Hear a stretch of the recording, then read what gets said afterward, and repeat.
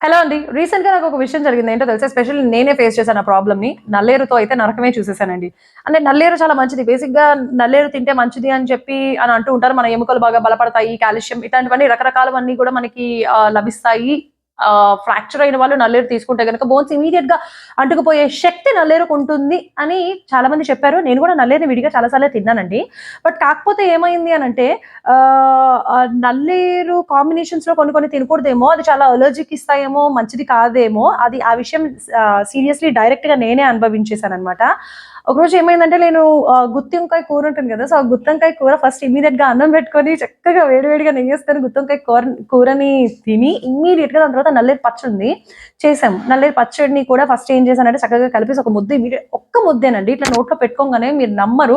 Almost నా tongue నుంచి complete లోపల వరకు కూడా ఆ పేగులో సంథింగ్ ఆ లోపలంతా ఏమైపోయిందంటే చిన్న చిన్న పింపుల్స్ లాగా వచ్చేసినాయి. నాకసలు మాట్లాడడానికి రాలేదు. కంప్లీట్‌లీ అలర్జీ వచ్చేసింది. అండ్ ఇక్కడి నుంచి ఇక్కడి వరకు జస్ట్ ఒక్క ముద్ద. ఆ 2 కాంబినేషన్ అన్నమాట. అంత డేంజరస్ కాంబినేషన్ అంత అలర్జీని ఇచ్చేసినాయి. నేను ఆల్మోస్ట్ క్లోజ్ టు ఒక 5-6 డేస్ అయితే మాట్లాడిన కూడా మాట్లాడగా సరిగ్గా నేనేం తినలేకపోయాను. 2 డేస్ అయితే కంప్లీట్‌లీ మాట్లాడలేకపోయాను. కంప్లీట్ డాక్టర్ దగ్గరికెళ్ళి ఇమ్మీడియేట్‌గా టాబ్లెట్స్ తీసుకొని ఆ మెడిసిన్స్ అన్ని తీసుకొని వాడాను. 2 డేస్ తర్వాత నాకు వాయిస్ వచ్చింది కానీ నేను కారాలు గానీ, ఇంకేవి కంప్లీట్‌గా తినలేకపోతున్నాననమాట. ఇది నేను మీకు ఈ విషయాన్ని మీకెందుకు షేర్ చేస్తున్నానంటే ఎవరైతే నల్లేరుని తింటున్నారో వాళ్ళు అలా వంకాయ కాంబినేషన్‌లో అవాయిడ్ చేస్తే గనక చాలా మంచిది అనే విషయాన్ని మీకు తెలియచేయడానికి చెప్తున్నాను.